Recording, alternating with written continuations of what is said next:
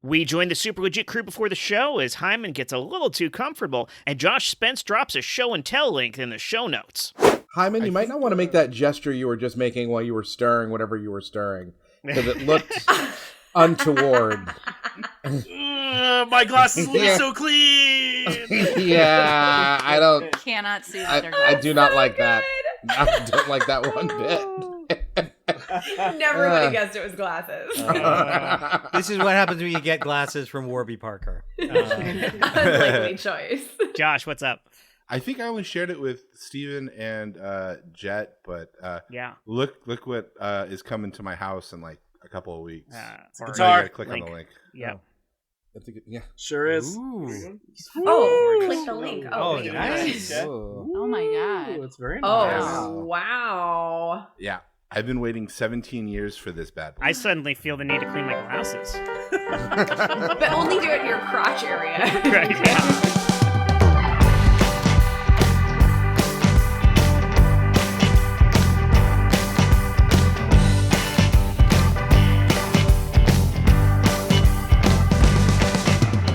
It's the Super Legit Podcast, everyone. I'm your host, Jet Kaufman, and gosh, I am surrounded with some of my best friends in the world. This is nearly everybody, which is just ridiculous to have this many amazing faces on my screen. You can't see them, but you're going to hear them. Let's run through it. We've got Josh Spence. Oh, hi. Jen Burton. Hello. Chris Compton. You are hearing my face. Sean Michael Boozer. I am here. Alex Rose Wiesel. Hi, and it's hyphenated. It's Brown, too. Oh my gosh, that's right. I should have put that in there. I didn't put it in there. I threw you off. My fault. Yes. My bad. No, it's fine. I have to update all my notes everywhere. Oh. Stephen C. James. Hey, I'm Brown too. Yeah. Not hyphenated. Not hyphenated. Not hyphenated. Chris Sanders. I kind of don't want to find out what Brown can do for me. Let's listen to the rest of the podcast and find out. And my co-host, Michael Heiman. Hello. Hi, Jet. Hello. It's so good to see you. It's good to all see of you. Yeah. Oh. Yeah. I thought I was, getting a special good to see you, but no, you really had to follow it up so quickly with, I want to make sure everyone also knows that this is less important for Heiman. So, yeah, okay. Yeah. It's Jet, all greetings matter, Kaufman. Yeah. Really letting you know that you're the co-host, not his bro host.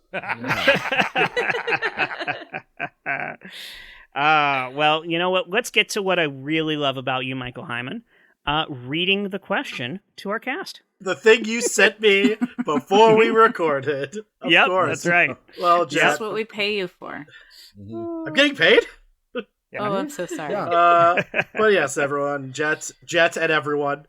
Today's question comes from listener Aquo Calrissian, and it is, who's someone who had a huge influence on you who will never know it?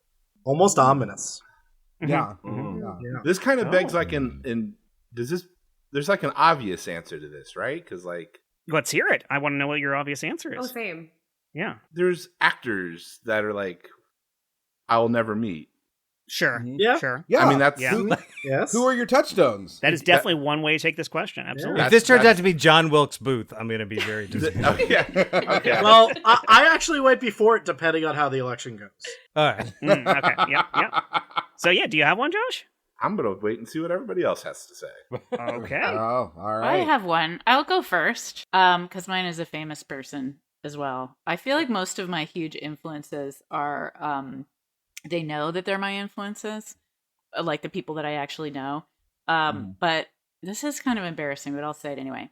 So when I was a very little girl, I had one of those suitcase record players. Yeah. And I only had 2 albums. And one of them, and who bought these for me, I don't know, but there was probably some cool parenting going on. One was the Muppets movie soundtrack, 2 thumbs up. But the other one was Barry Manilow Live, which is, and I was really little. I had this thing. I was 5 years old-ish, and I would listen to Barry Manilow Live, both sides, while lying next to the suitcase. And I had this very particular, there's a song on that album called Riders to the Stars, which nobody's ever heard of. It's completely cheesy. It's the most 70s thing you'll ever hear in the history of the world. And I had this very elaborate fantasy of Barry Manilow, like me sitting on a fence on a carnival, and like that Barry Manilow would come up to me. I would listen to the song, and there was this whole like music video going on in my head of him coming up to the fence, and he's pulling me off, and we're walking through the carnival. Nothing sexual. I'm 5. And we're walking through, and then we get onto this, what is it called? Ferris wheel? Yes, thank you. I'll just do this motion. For the listeners at home, yes. We get onto the Ferris wheel. He's singing To Me Only. And then right at the pinnacle of this song, which goes, Riders to the Stars, we are flying. And then the car would blast off into space. And then I had this whole fantasy about Barry Manilow, like, coming and making my life really good. And again, in a non-sexual way, right? In a very non-sexual way. Right. Also, good news about Barry Manilow. Very gay. So definitely a non-sexual he's way. a safe man to have a fantasy about when you're that age. But he that album sort of, those were like difficult years. My parents got divorced. I was like going around from place to place. And so just having this like person even in my mind who would come and like save me was so I still, when I hear that song, which I'm the only person in the history of the world who has that song and listens to it still, it helps me. It's like very inspiring. May I ask you a question? Yeah. Had you seen Willy Wonka at this point? Because it sounds very Wonka Vader. Or had you seen like I hadn't Repo seen Man? anything. Where Nope. like the no? We didn't have a television. Not a lot of 5-year-olds watching Repo Man. I was going to say, There was. I liked that her 3 albums were the Muppet movie soundtrack, Barry Manilow, and then the Repo Man soundtrack. Yeah, exactly. It's got That would like be pretty appropriate. deep into circle jerks for a 5-year-old in a non-sexual way. Sex Pistols, and then Anyway, so Barry Manilow is my influence. Well, and I will say, I can feel you like hedging, like I don't want anybody to think that I'm into Barry Manilow. I have friends who are Fanilows who like go to all the concerts and check out the stuff. So there's no, I don't think there's a secret shame in music anymore. I think you should be proud that Barry Manilow had this influence on you. I do love though that Steven, you're like your reassurance is not me, but I know people who like Barry Manilow. Because friends. I personally no. It's these people that I know are professional musicians who know good music. It does not appeal to me, but they are way smarter than I am, much like Jen Burton. So I will defer. Go that far. He's a great songwriter. I did think your point was that we live in the age of the internet. There's no such thing as secret shame. That's right. All And now shame is completely public. And I'm letting the world know now. Also, I did go to a concert within the last 5 years. A friend invited me to a Barry Manilow concert, and I was like, of course I must go. And I'm not kidding. I wept like a baby the entire show. It's a very much a touchstone from like my very, very small childhood self. Ooh, hey, kid. It's me, your imaginary friend. Pete Pickles. Hey. Hey Pete, you know I'm 37 now, right? Yeah, it's just that, I've just been wondering if we could hang out. I also wanted to just cover some bases.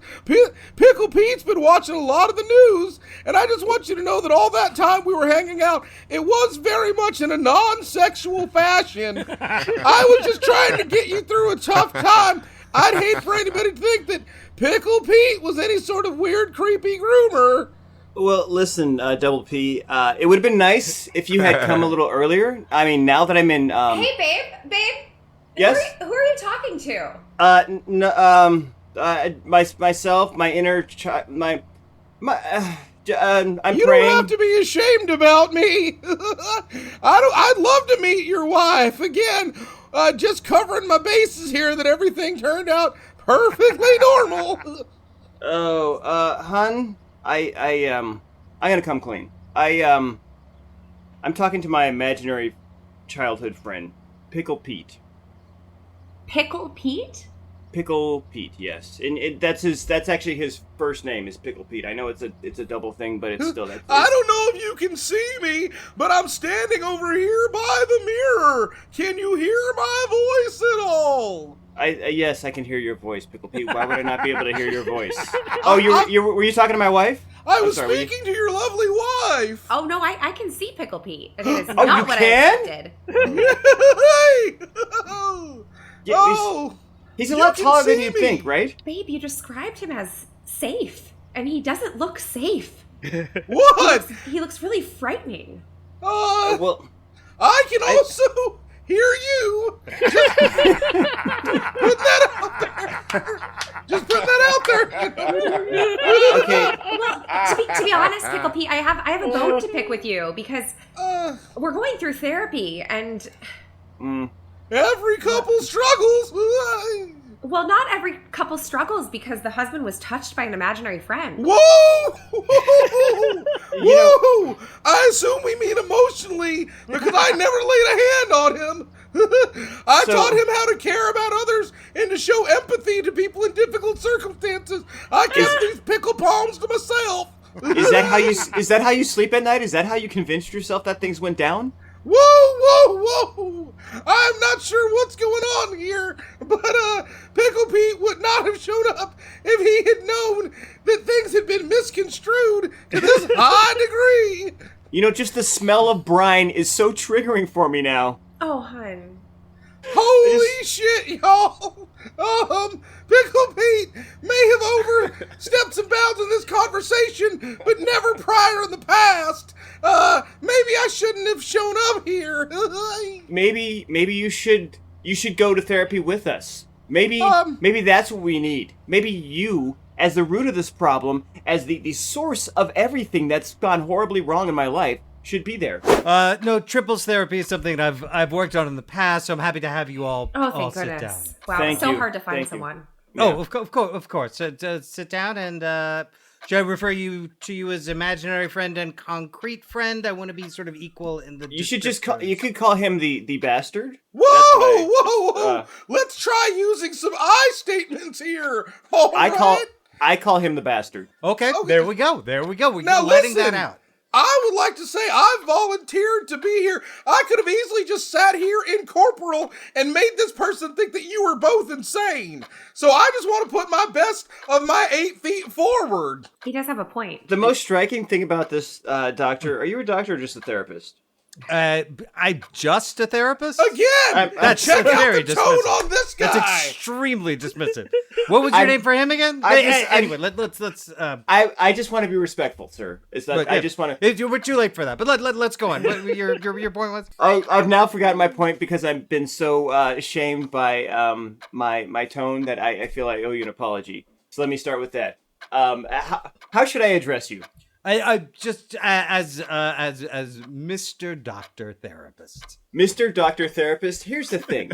Please, my father's name was Mr. Doctor Therapist. Just call me Doctor Therapist. This is the most passive-aggressive interaction I've had in a long time, and I'm an imaginary friend to children. See, there's the core of it. Like, an imaginary friend of my child. But everybody else can see him, and I'm now an adult. It's so mind-blowing. My entire idea of what's real and what is not real, the fact that you can see him, that my wife can see him, that they can hear him. You know, I do notice that I can see an impression on the couch where you're sitting. For an imaginary friend, can I ask you, does he look older now than he did when you were a child? Like, maybe he's aged perhaps at the same rate? Is everyone here a dick? Yes! I've aged! I've also put on weight! For fuck's sake! Can we just get to the root of the problem? Pickled. I guess my point is, are we quite sure he is imaginary? Or is this just a person who would continually climb into your room at night and have conversations with you as a child? Good point.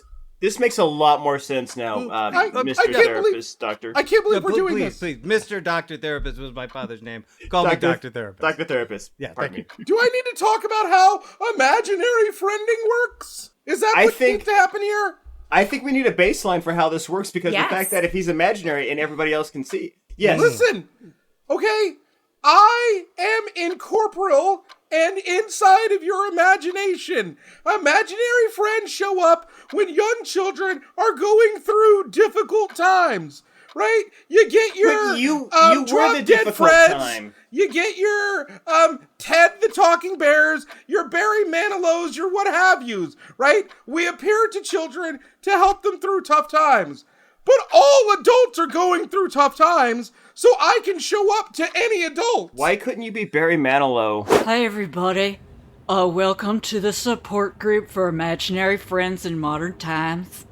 As everybody here knows, this is a difficult time for imaginary friends since everybody's kind of a dick now.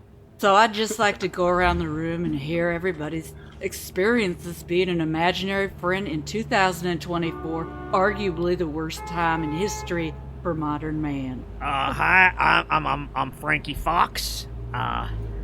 It's been Hi, a rough. Frankie. Oh, Hi, Frankie. I love that Hi, part. Frankie. I should have waited for it because that's always the part I relish the most. Just being acknowledged at all in any way, shape, or form anymore. We can't see you, but we like you. Oh, thank you.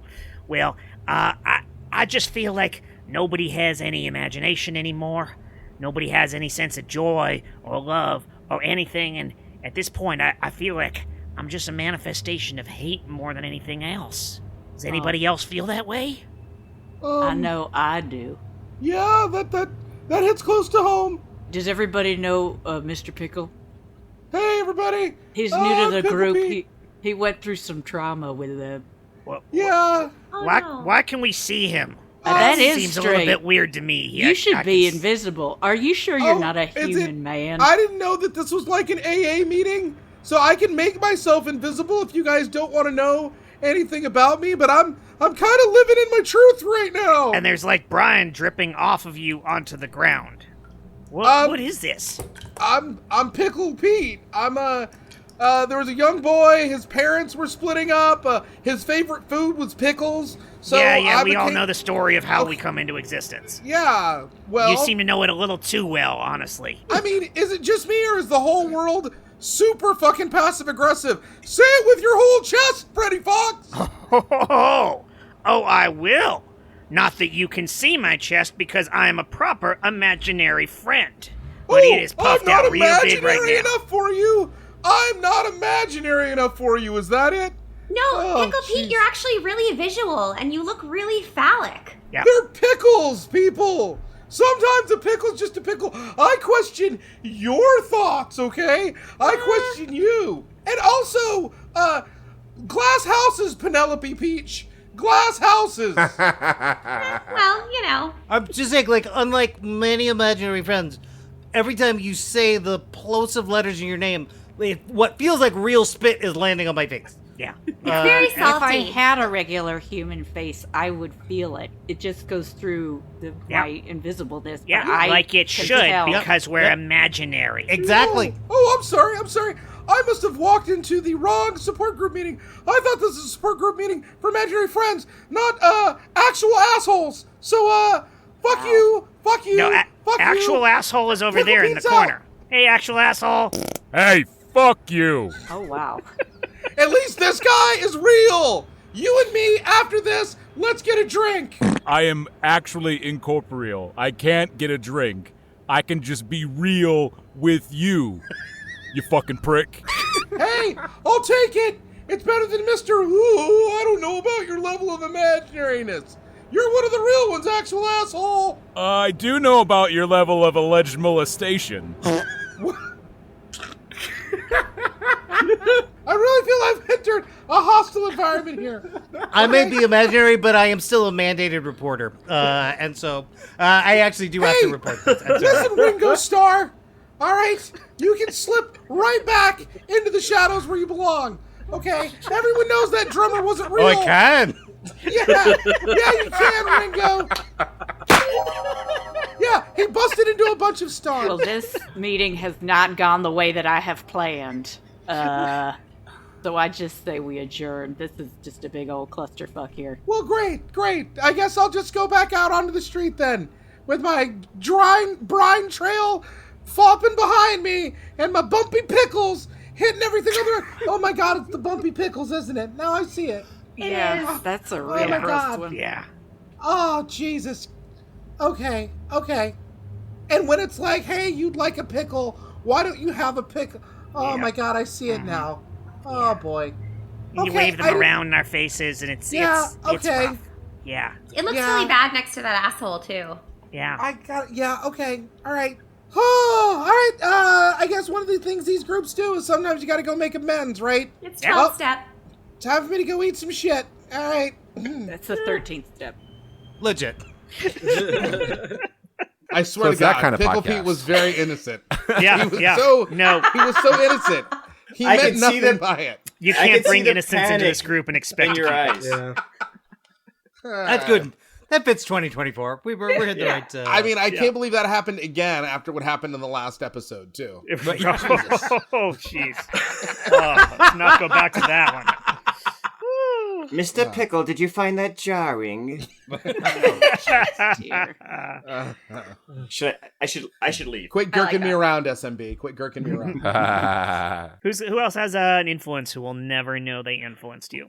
You know what? I don't have a single influence, but anybody I've ever had what I perceive to be an awkward conversation, or if I ended it weird, or if I just said something, like, just know that I have thought about that moment every day since then, and they'll have no idea. Like, they might not have even noticed how weird I felt it was, but yeah, that's so. Everybody I've ever met is a huge influence on. That's what I'm saying. Yeah. Wow.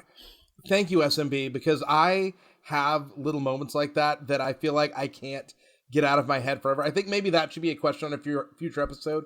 What is the 2-second exchange you had with someone that you remember every day and feel shame about that they wouldn't recall if you like hooked them up to a car battery? Yes. Yeah. Like, I have no idea what you're talking about. What? No. Yeah. I think we've actually done that one, which is an example of how you never remember the awkward shit other people did. Yeah.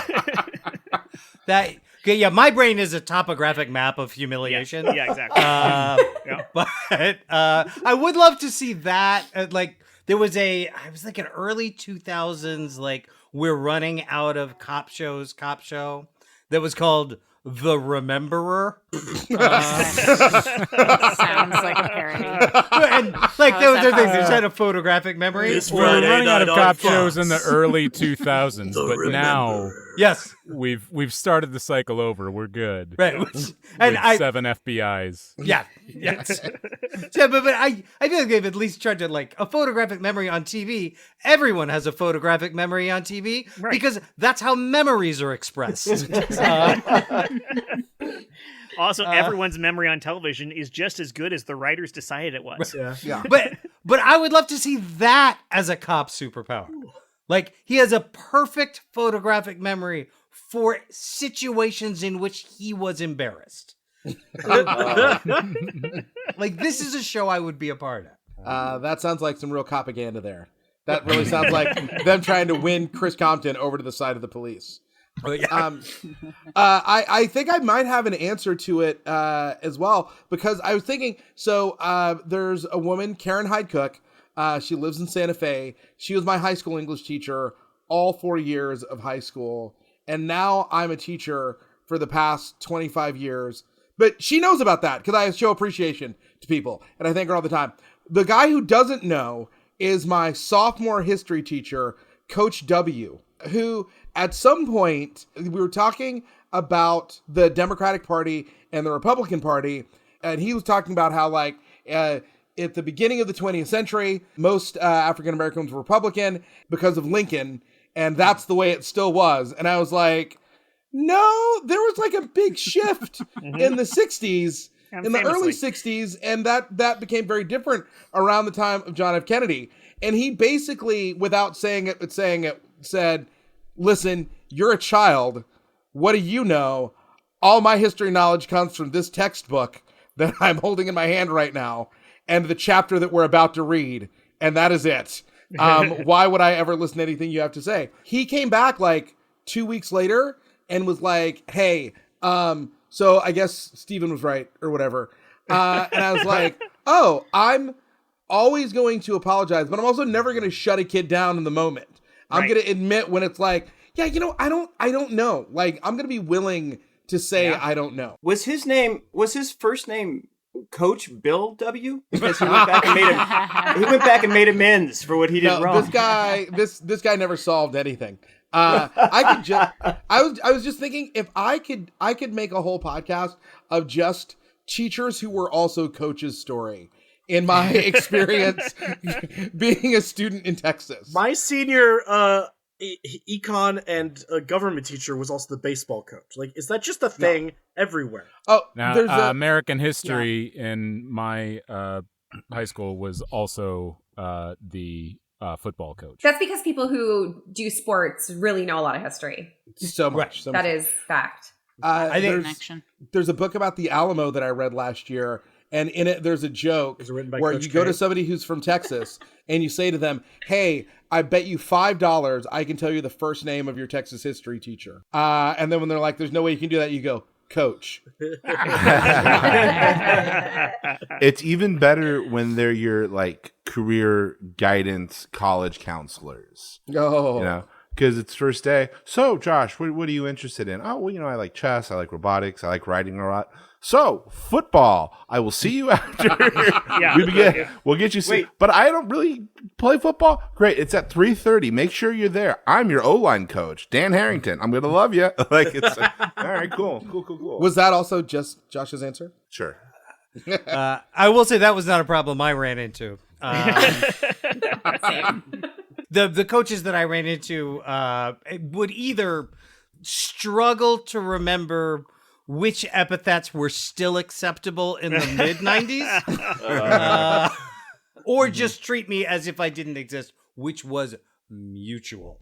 And now I'm a parent, and I have a child who is in a PE class who we get continual things about her not doing, what she's supposed to be doing in PE classes. Yep. And I've tried to pretend to seem like I'm acting like I'm caring. Yeah. And it's really, really difficult. I am right there right now. My son also is like, he shows up to them and the notes are like, not great. And I'm like, oh, I mean, physical fitness is important, and I sure wish I had been more physically fit when I was a kid, and I wish I had, learned all these team sports, but I didn't, and I just don't care that much. You think you're not going to use it, but I use jumping jacks all the time. So every time I'm at the grocery store, I'm like, it's a good thing I was paying attention in PE. And I do wind sprints up and down the grocery aisle. Yeah. Just back and forth as quickly as I can. Yeah, medicine ball is the only prescription covered by my insurance. So that's as close as I've come. No, actually, I had a high school biology teacher who was like hyper, super conservative Christian. And biology. Wait a minute. How is that possible? And he's a biologist. Great combo. So she was telling our class that men, like biologically, men have one fewer rib than women. Oh no. Oh no. Because like God took the rib. She's literally standing next to a human skeleton. Yep. Inaccurately built. Yeah, like all that was missing was like another cartoon skeleton playing the xylophone. I can picture her glancing over at it and then awkwardly ripping off the rib and hiding in the plant. Just chomping it as she spoke. But it taught me some valuable lessons about not listening to adults ever. Yeah. I am amazed at adults that take any biblical references like literally. Mm-hmm. That is just wild to me. But like speaking about teachers and like things that they say, dude, this is the first time I ever had like an insight that came from a feeling that something was. I was like, oh my God, I knew something was not right. I was in the second grade. And a kid in the class, I went to St. Catherine's, a Catholic school. I don't remember what the question was, but the nun's answer was, "Oh, you're far too young to be questioning now. That's way too early." And I'm like, I didn't know this kind of terminology back then, but I'm like, oh, that's fucking bullshit. That's a bullshit answer. But like, I knew that was not right, and there was something in me. I was like, dude, she's shining us on, and that was the first time I ever had that like feeling and I was like, oh, That was the birth of your entire personality. That's definitely a person who listens to you who will never know it. Yeah.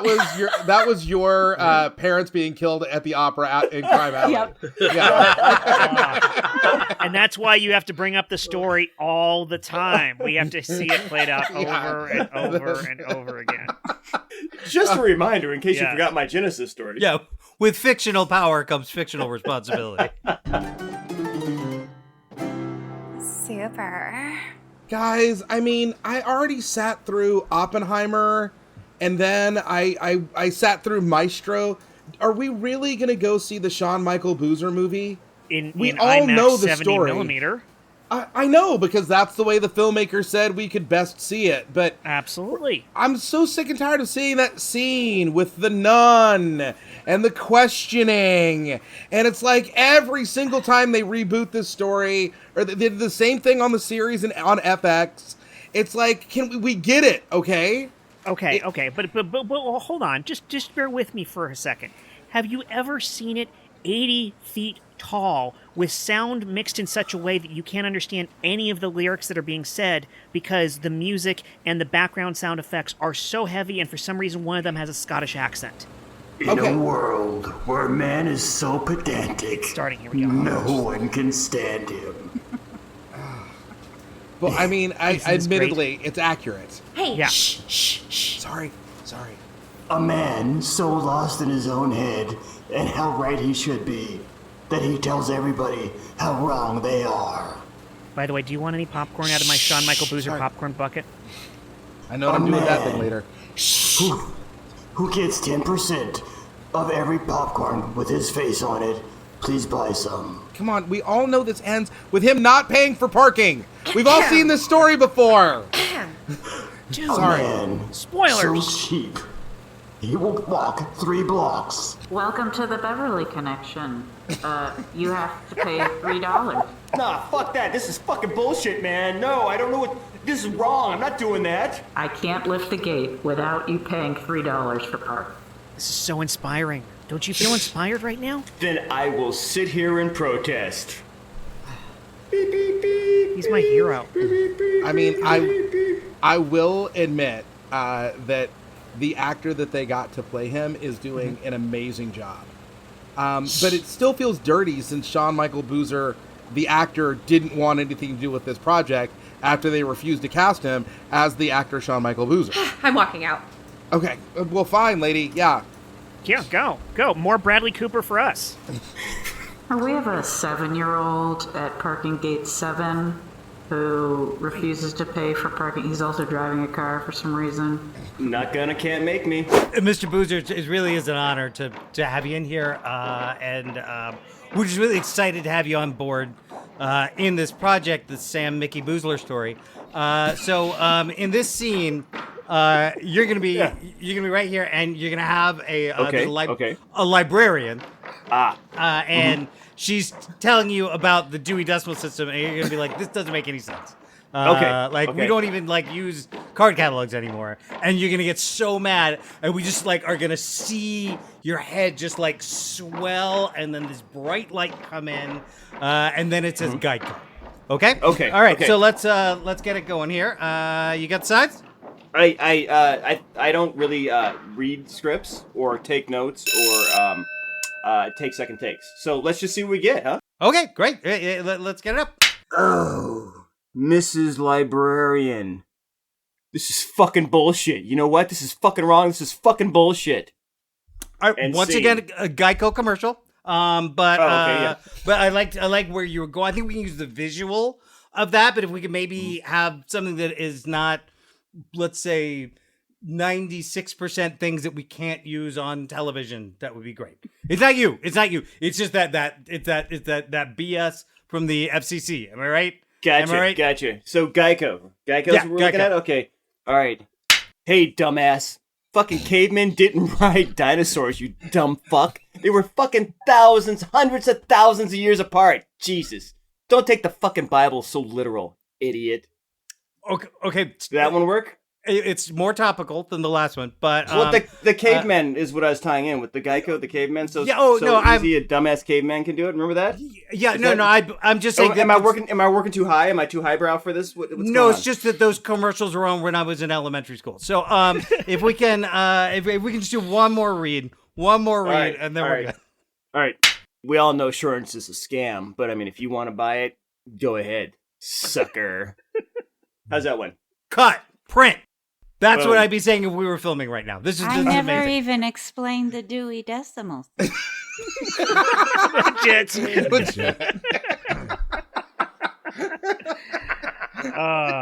That's great. Speaking of advertisers, Michael Heiman, who's our advertiser for this week's episode? Oh, if I just told you, then we wouldn't need to play the ad. So I'm just going to play the ad, and they'll tell you. Ooh, Wow. I like it. Spicy co-hosting. Here we go.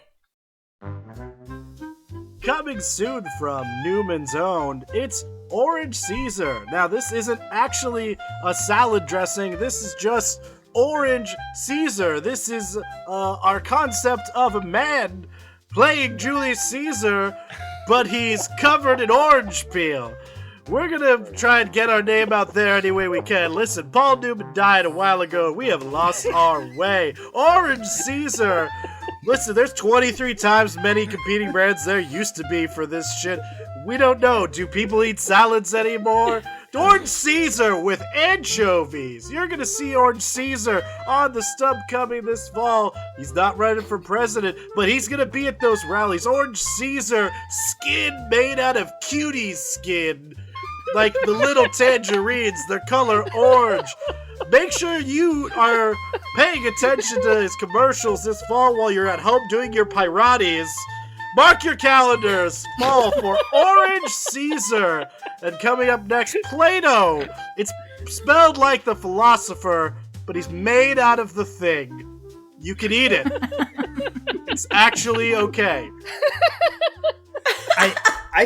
I think I'm safe in saying this is the best thing that Paul Newman has ever been involved with. Yeah. Take that, the Sting. I also want to know about Pirates. Yes. Because is that like Pilates for pirates?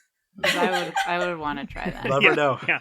And the cutie skin was meant in a non-sexual way, right? Yes, the little oranges. That was clear. Yeah. That was clear from the visual aspect of that ad, right? It was. Yes. Unfortunately, we're the only ones who got to watch it. Yeah, which is amazing for how high budget that commercial looked to be. Oh my God! Yes. Great. Yeah. Was that a Scorsese? It was a Newman, actually. Scorsese. Oh, wow. Somehow.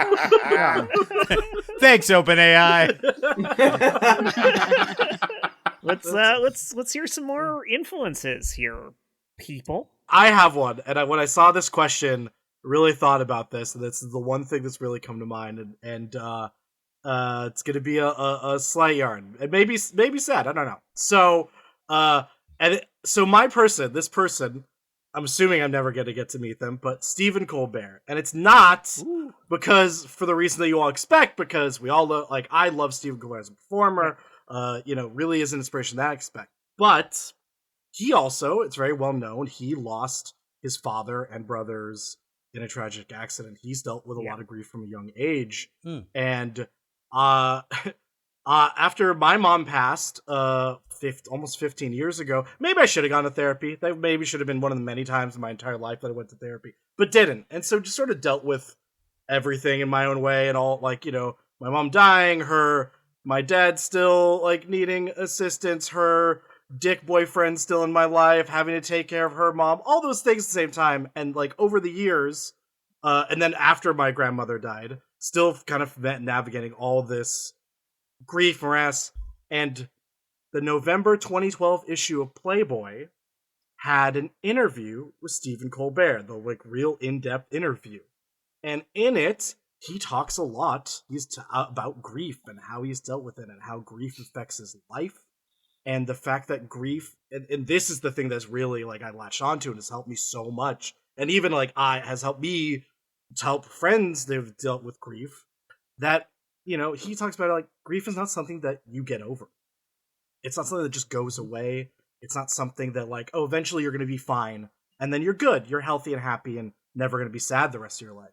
Grief comes and goes. It grows. Sometimes it's really big and present. Sometimes it's not. And getting that viewpoint on it and being able to look at it that way and sort of like, and you also that you have to deal with grief. You cannot ignore it. Again, things that probably would have learned in therapy from a therapist. Yeah. But Stephen Colbert in Playboy told me how to deal with grief. And it had such a huge influence on my life as an adult and just how to, get through life. See, I love that because you demonstrated that you really did read it for the articles. Yes. And that's the point of Attaboy, Heiman. Yeah. And if you're going to learn a lesson, like it's like taking medicine, you can also take medicine, which would be the therapy version of it, or you could get it from one of the world's best comedians while there are naked ladies in a magazine, which is like having like your, medicine in ice cream. With a side of naked ladies in a magazine. Breaking down walls in every possible way. It's a great analogy. I feel like Hugh Hefner is the real hero of the story. I just think it's great that article reached you where you could be found. Yeah. You were a guy who was like flipping through Playboy, and then you needed this message, and the universe was like, you know what? I know it's hard, but we got to figure out a way to get this in front of Michael Heiman's eyes. And it was hard. Yep. Good one. I don't regret sharing this. Look, little Petey, I know your mom's dead, but you're not going to therapy. You're going to sit there, you're going to eat your plate full of pickles, and I don't want to hear it that your mom died because of those pickles and it's the only thing we got to eat. I'm banking on that this is never going to backfire later on in life, that you didn't get to go to therapy because your mom died of eating pickles and now you have to eat those pickles and not deal with it. Shut your mouth, scratch that, open it, put pickles in it, and then shut it. And I don't want to hear another word about your dead mommy. I feel like this is going to be profoundly affect everything in my life from this point on. And I think the pickles will only exacerbate and compound the issue. Maybe if I don't have to go to a therapist. Maybe we could just talk about it. So I've been really sad because my mom died. Yeah, I know. Because eat the pickles. Oh, so can we discuss it while I eat the pickles? Sure. So mom, I'm very sad because my mom died, and it's like the basic relationship you have in your life that catapults you forward. But if I don't even have that, oh God, why aren't these bread and butter? Why are they dill? It's so sour. Can we? It's all we got. I just feel that. Oh my God! There's something materializing in front of my eyes here. I don't. You know what? I don't see anything. It's okay. Shit. Let me see that jar. I need to see the expiration on. Oh God. You know what? I think I am going to be okay. I'm going to be okay. All right. Great. See? Already. It's already paid off. No backfiring. Nothing weird is going to come of you solely eating pickles and not dealing with a traumatic event. So, Dr. Therapist, I think, thank you for uncovering that. Please, Dr. Therapist is my son's name. It's Mr. Dr. Therapist. Mr. Dr. Therapist, thank you for recovering that memory for me. I really feel like that's where it all stemmed from. And I just want to thank my beautiful wife for being here with me and helping me through this. You're welcome. Thank you. I can't believe you didn't leave me. You could. Had it been the other way around, I would have done exactly what you did too. Yes. So I just want to say I think we're good now.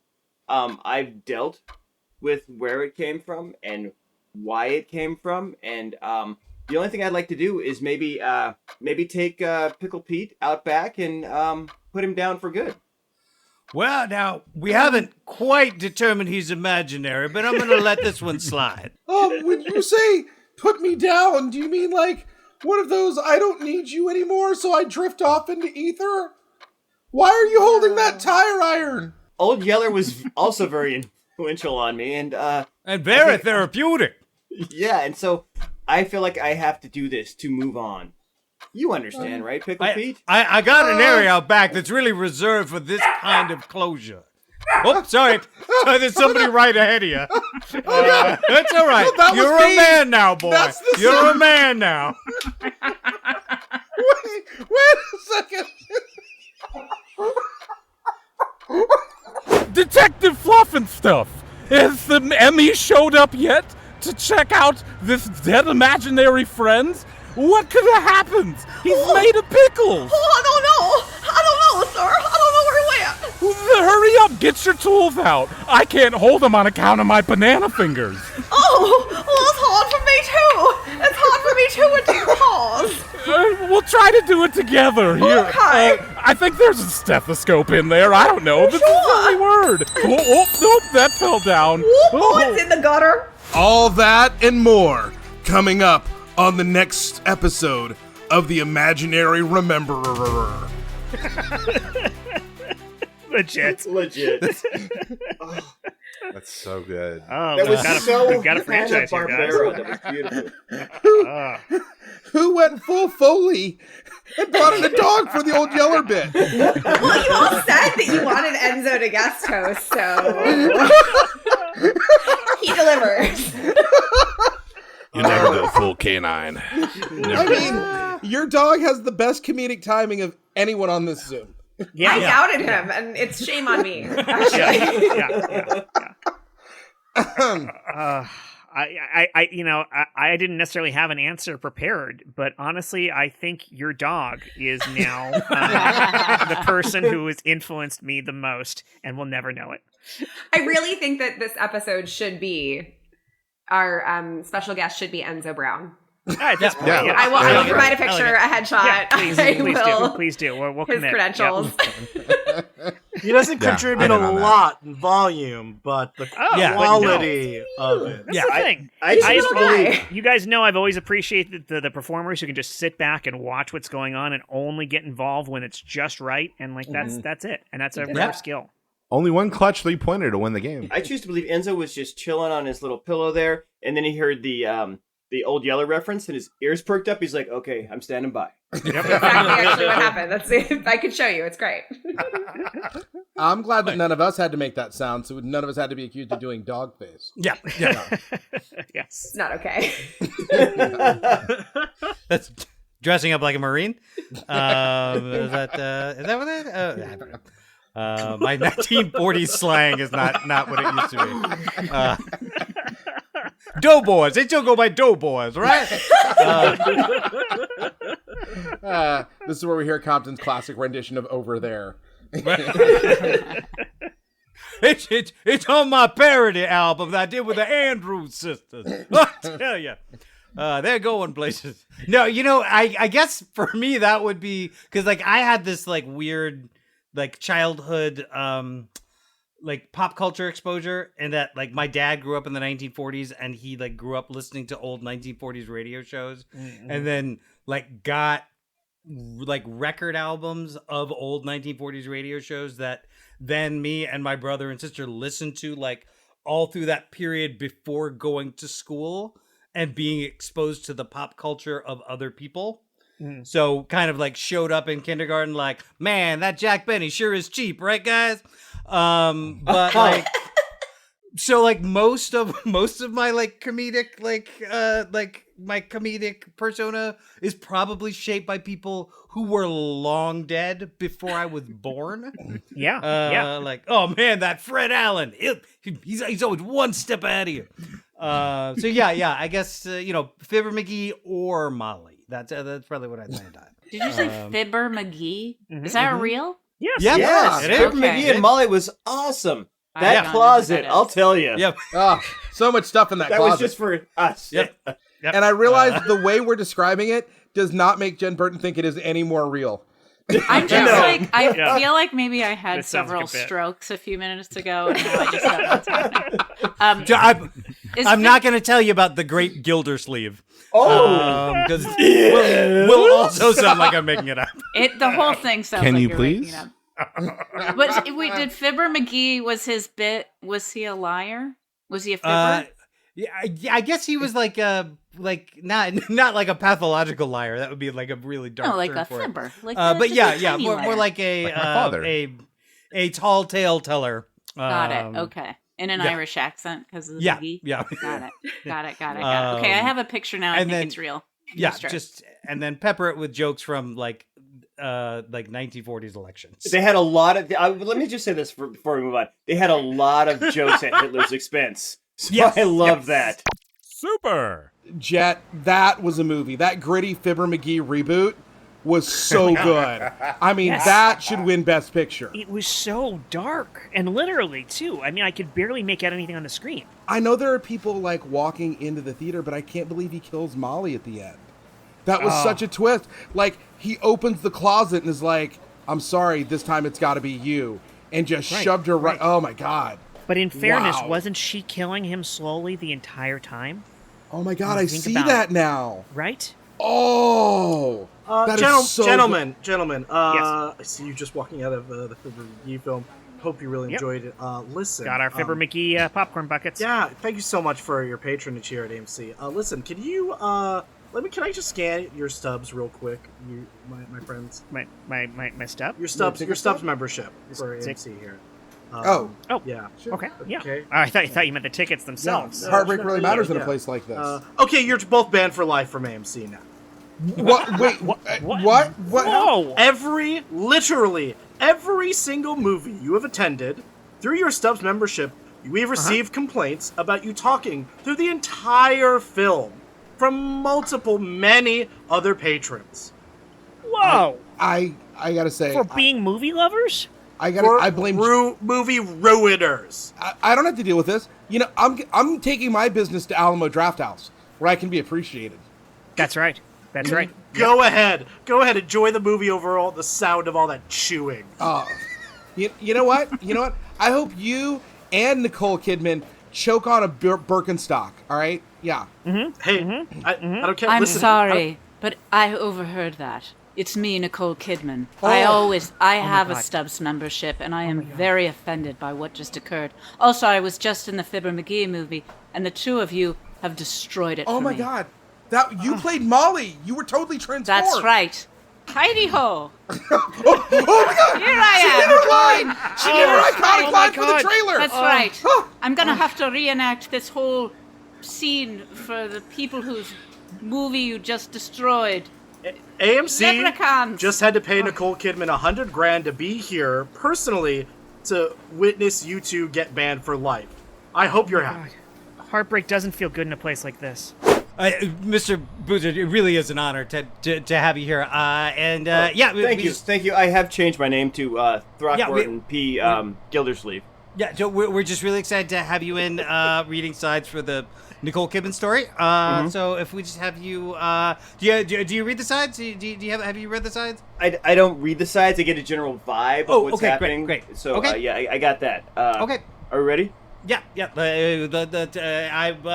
Action, I would say, if we were filming. Okay. Fuck you. This is bullshit, man, mate. I put the last part in because she's Almost perfect. Almost Okay. perfect. You are supposed to end with something asking people to go to the lobby to get popcorn. Okay, That's all right. that's the one thing that's missing. But aside from that, let's go. But perfect. If you could swear a little bit more, Yeah, okay. and with a little bit more of let's say Australian accent. Sure. All right. And ready, set, go. Oh, god damn it, why are there so many fucking kangaroos in this fucking place? My baby was eaten by a dingo. Cut. Better? Is that Right. what we're looking for? Probably one of our movies. All right, let's go. Can I just excuse for just a moment, Mr. Boozer? It's me, Nicole Kidman. Yeah, I just want to say Throckmorton P. Gildersleeve, please. that I'm sorry, Mr. Gildersleeve. That was the most incredible Australian accent I have ever heard in my Your life. face And, does not move at all. This is disturbing. well, I have a face under this face. Oh. That's my real face, but this face just lays over it like a Vanilla Sky situation. Anyway, that was just beautiful. I just wanted to say, and I look forward to seeing that on the big screen. Oh, this is going to be on the big screen? Yes, the one in my living room. Oh, I thought maybe the one on your We do these just for Nicole Kidman's house. That's right. I like to have yeah. trailers just running in the background of my home. Any rate, I don't have my schedule is very free right now. You guys aren't doing anything. I am just hang out. I am just honored, and just know that I've studied you religiously, not like in a Scientology sort of religiously way, but like just in a more like just very focused and on it. And so I'm glad all that came through when you saw the performance of me doing you. The first thing that came into my head when you were swearing was when you said the word dingo, I was taken back to my childhood Australian home. Just the word dingo. It is an Australian word. That's my point. Anyway, I've lost my Australian accent, so I don't even really hear it. I assume you were doing an excellent one, though. Oh yeah, it was as for my money, it was dead on. I sound it was kind of like a cross between the guy from the 80s. Repo Williams. Yes, it was a cross between Repo Williams and Molly Ringwald. Yes, Molly Ringwald. That's exactly that's the sweet spot of what I find the Australian accent to be at its core. Well, I think you're wonderful, and I'd like you to look, I've interrupted this entire shoot. Mostly I just wanted to give you accolades and invite you to my home to meet my imaginary friend. Oh, is his name Crocodile Dundee? Yes. That's not an imaginary friend. This is an imaginary friend. Legit.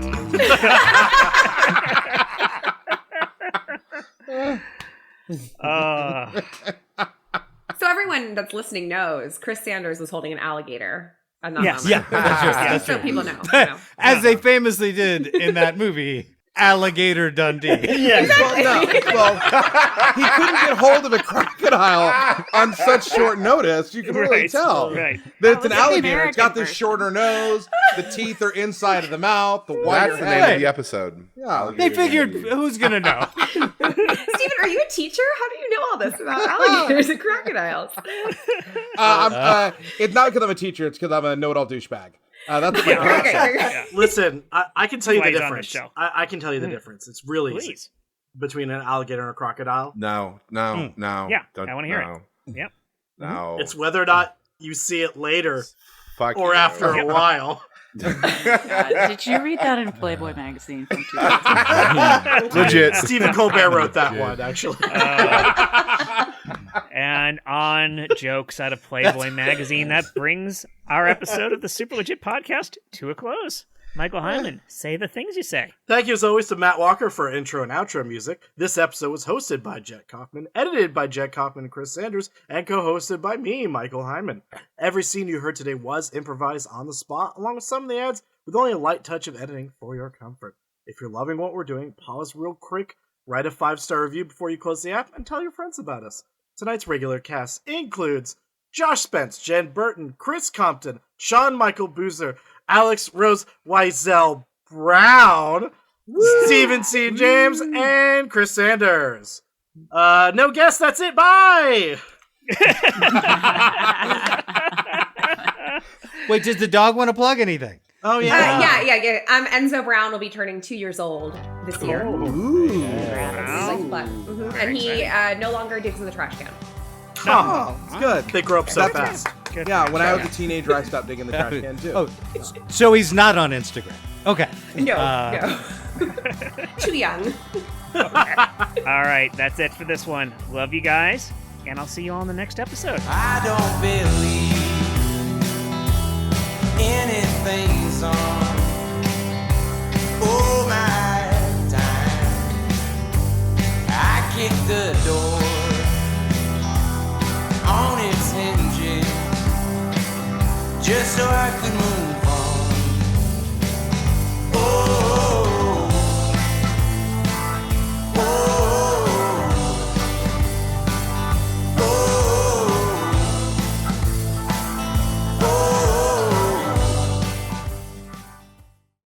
Hey, Jen, I'm gonna go pee. Is that cool?